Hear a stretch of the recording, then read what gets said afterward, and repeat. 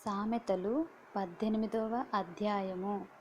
వేరుండగోరువాడు స్వేచ్ఛానుసారముగా నడుచువాడు, అట్టివాడు లెస్స అయిన జ్ఞానమునకు విరోధి.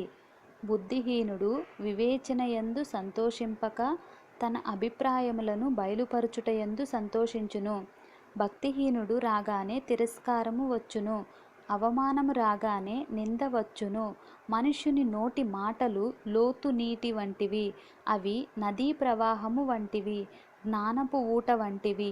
తీర్పు తీర్చుటలో భక్తిహీనుల ఎడల పక్షపాతము చూపుటయు, నీతిమంతులకు న్యాయము తప్పించుటయు క్రమము కాదు.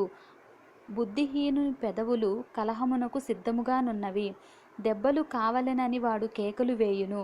బుద్ధిహీనుని నోరు వానికి నాశనము తెచ్చును, వాని పెదవులు వాని ప్రాణమునకు ఉరి తెచ్చును. కొండెగాని మాటలు రుచిగల భోజ్యములు, అవి లోకడుపులోనికి దిగిపోవును.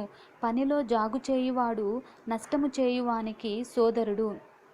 యెహోవా నామము బలమైన దుర్గము, నీతిమంతుడు అందులోనికి పరిగెత్తి సురక్షితముగా ఉండును. ధనవంతునికి వాని ఆస్తి ఆశ్రయ పట్టణము, వాని దృష్టికి అది ఎత్తైన ప్రాకారము. ఆపత్తు రాకమునుపు నరుని హృదయము అతిశయపడును, ఘనతకు ముందు వినయముండును. సంగతి వినకముందు ప్రత్యుత్తరమిచ్చువాడు తన మూఢతను బయలుపరచి సిగ్గునందును. నరుని ఆత్మ వాని వ్యాధి నోర్చును, నలిగిన హృదయమును ఎవడు సహింపగలడు? జ్ఞానుల చెవి తెలివిని వెదుకును, వివేకము గల మనస్సు తెలివిని సంపాదించును. ఒకడు ఇచ్చు కానుక వానికి వీలు కలుగచేయును, అది గొప్పవారి ఎదుటికి వానిని రప్పించును.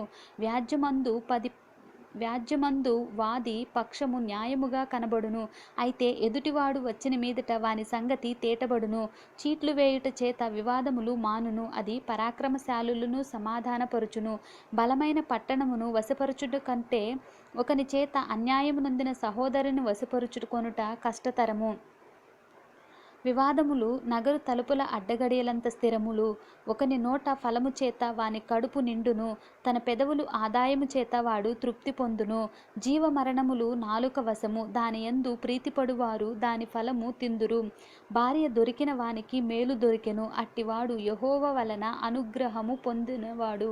దరిద్రుడు బతిమాలి మనవి చేసుకొనును, ధనవంతుడు దురుసుగా ప్రత్యుత్తరమిచ్చును.